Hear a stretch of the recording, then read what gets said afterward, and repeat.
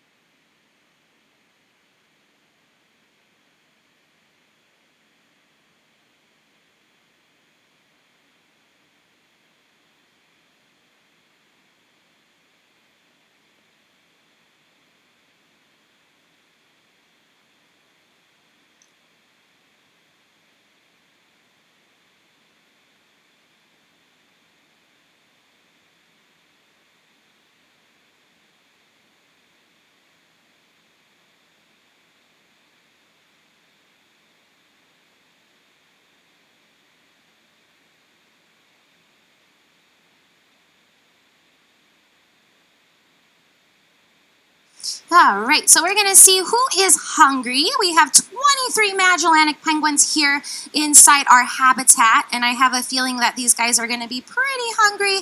They've been eating a little bit more than they have in the past few weeks. They just got done with something called a yearly molt. So penguins actually go through a catastrophic molt. They replace all their feathers at once, and we do log every fish that they eat. So if I get off the mic, it's just to kind of pay a little bit more attention to these birds, like YOLO Gats here, who's deciding to steal fish. I see skippers doing the same thing. But come on over and check out our birds getting fed. It's pretty fun to watch. They're getting two types of fish, restaurant quality herring and capelin. And some of our birds have different ways they like their fish kind of delivered to them. But keep your eye on this bucket here because they really like to try to take fish out of it themselves, which isn't the best idea because... So some of them will pick the fish up once they've dropped it. Some will just kind of leave it there. Some will steal from others. It's pretty fun. But when you're recording every fish that they eat, it can get a little tricky. We have had 13 chicks hatch here at the Aquarium of the Pacific.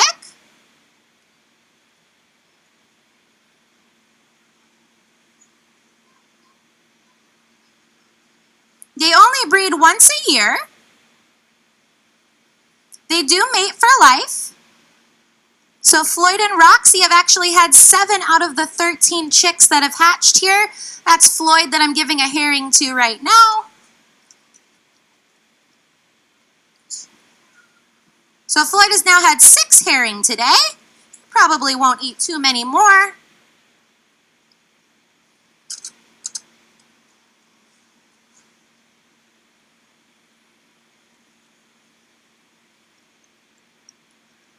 That's Ludwig. He kind of likes a little of more of a firm hand when you feed him. So again, everyone is just a little bit different with their food.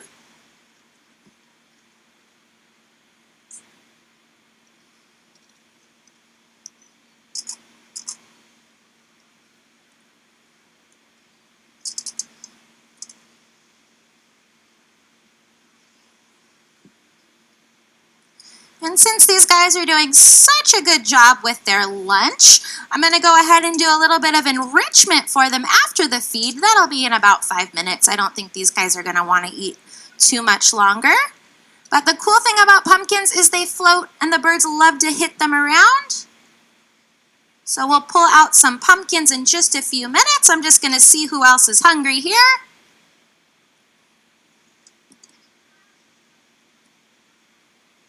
It is our Scarium of the Pacific weekend, so you walk around the aquarium, you might see some special enrichment sessions or maybe more pumpkins or get a chance to meet some animals. It's also tomorrow as well.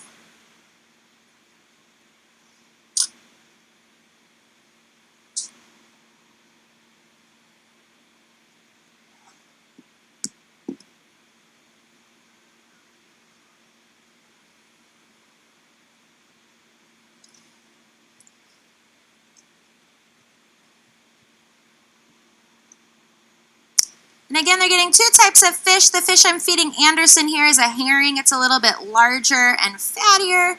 Tends to be more of a fan favorite for our birds. And the smaller fish are capelin. The bird I'm trying to feed right now, her name is Whatever. That is her name. She is 17 years young. She happens to be our oldest bird here at the inside our June Keys penguin habitat.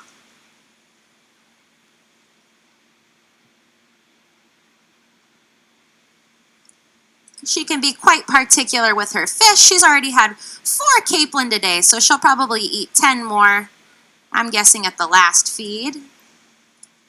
And that'll be at about 4 o'clock if you want to see these guys eat again. But again, once I'm done feeding these guys, I'm going to put some pumpkins out for them and have what's called an enrichment session. Enrichment is something that stimulates them mentally, physically, or helps with husbandry, which is a fancy word for animal health care. We have these guys kind of participate in their own health care. Now, right now, this is something that's conditioned. They know the food is at the bucket, so they come up to it. Whether they really like me or not, they know this is where the food is at.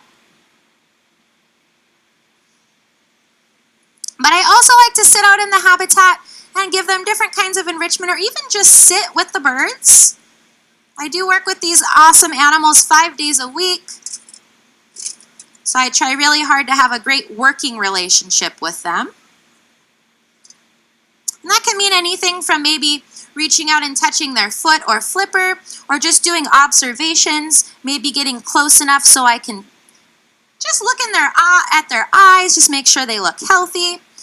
We also take them to our vet staff.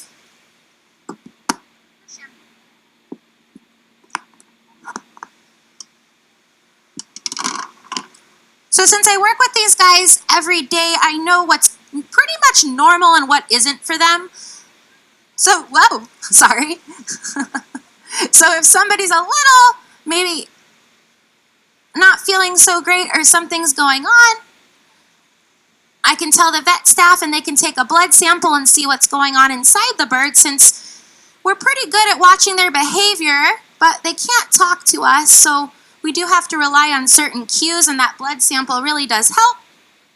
But for example, that bird Roxy, she's a little bit more timid than some of our other birds, so sometimes I'll go to her instead of making her come all the way up to me.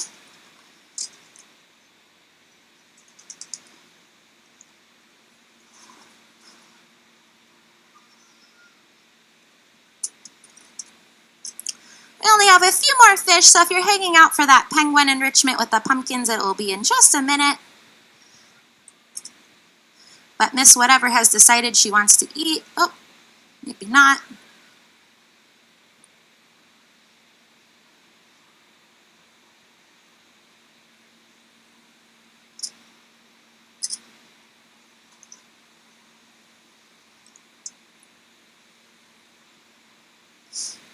So you're looking at Magellanic penguins. They're native to South America. The bird I just mentioned, Roxy, she was actually rescued from Rio de Janeiro, Brazil. It's a little far north from where you typically find these guys. Was a pretty big fish for Miss D there. But we were able to take 4 of those birds that were deemed what we call unreleasable, not healthy enough to go back to their natural habitat, but healthy enough to live in a protected environment under supervision and care.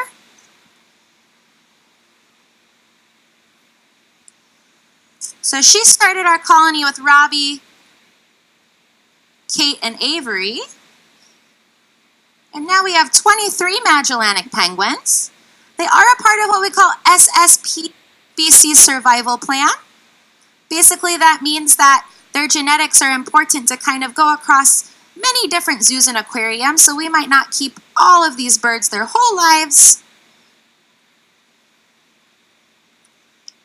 But that is because we're a part of AZA, or Association of Zoos and Aquariums. And they have certain standards to make sure that we adhere to keep our animals. We have an inspection every 5 years. And there's something called animal welfare. They basically want to make sure the animals you're taking care of aren't just surviving, they're thriving. So part of that is enrichment. And it looks like I only have 2 fish left in this bucket and they are not interested in them. Only reason is the mouth is open on one of the fish. A little bit harder for them to swallow, but they cleaned out my bucket. They did a great job. And I'm going to go ahead and go behind the scenes real quick, and I'll come back out with some pumpkins. It's pretty fun to watch these guys knock them around, and then they get tired of them in a couple of minutes. So it's pretty fun to watch. Give me just a second, and I'll be right back.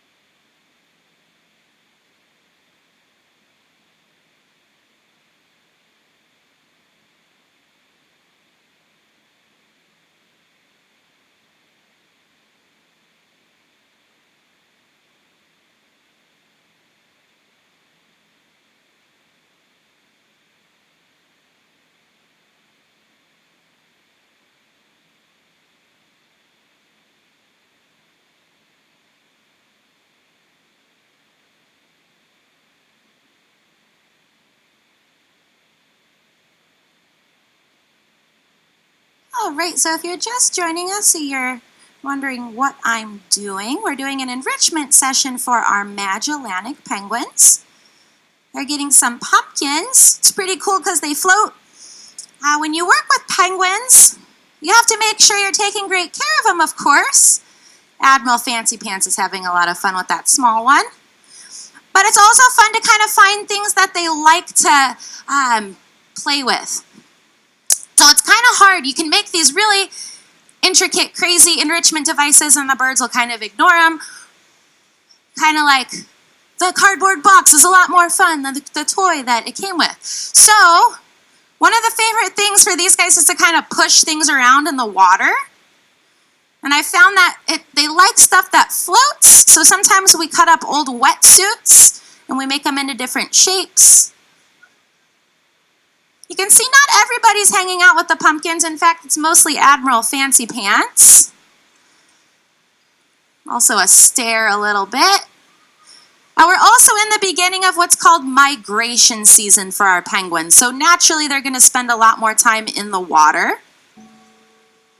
They do this because Magellanic penguins migrate about 1,000 to 3,000 miles a year, which is a lot. And they've just finished up a yearly molt. That yearly molt is where they replace all their feathers. So Magellanic penguins have about 70 to 75 feathers per square inch. And that's what's keeping their skin dry in the water. So take a close look at these birds. They're all kind of, for the most part, floating on the top, but one of the birds is kind of rolling around and now trapping air in his feathers. And you can see when he swims by that little bursts of air, the bubbles are coming out. So he's trapping air to kind of insulate that layer to make sure that his skin stays dry. So the feathers overlap. The feathers overlap, keeping their skin dry, but when you're a Magellanic penguin or a penguin in general, your feathers can become worn throughout the year. So what these guys have learned to do is go through a catastrophic molt. They simply replace all of their feathers at once, but they have to fast. So they fast for about 5 weeks. So for the past couple of months, we've been finishing up our molt here at the aquarium with our penguins, and they haven't been super hungry, but in the past week, I've noticed they've been a little bit more hungry and a little bit more inclined to spend time in the water as opposed to spending it on land. So I know this might not be super exciting to watch, but it is making our birds quite active, which is good to see. And I'll remove the pumpkins in just a few minutes. And what this does is it goes into an enrichment session. So the 2 birds I saw kind of hanging out with the pumpkins were a Stare, who's poking at one right now, and Admiral Fancy Pants. Oh, there goes Anderson a little bit. So some enrichment is more successful than others. One of my favorite things I've done with these guys for enrichment is giving them an iPad with a game on it called Games for Cats. And it's a little mouse or laser or butterfly that moves around the screen, and they can kind of chase it with their bills, and their bills actually register on the iPad, and they can score points. Then they just start stepping all over the iPad. So once they start doing that, I know they're done playing. And some birds are more interested in that than others.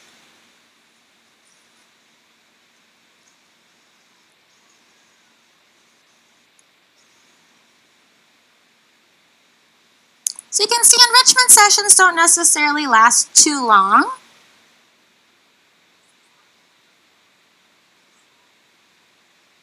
And everybody except a couple of birds have bands. And when they molt, we take their bands off and then we replace them. So eventually the rest will get them too. But that's one of the ways that you can tell these guys apart. They do look pretty similar, but if you spend enough time watching and observing them, you get to know them by personality, and that makes it a little bit easier to tell them apart. But if the band is on their right flipper, that means they're a male, and if the band is on their left flipper, that means they're a female. We figure that out by blood test. Really can't tell the difference between the two. Males tend to be maybe a little bit larger than females.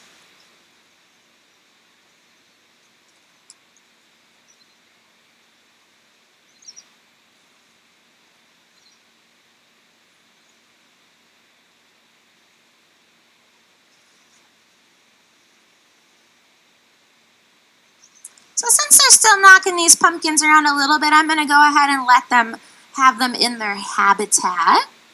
And I'll pull them out in a little bit.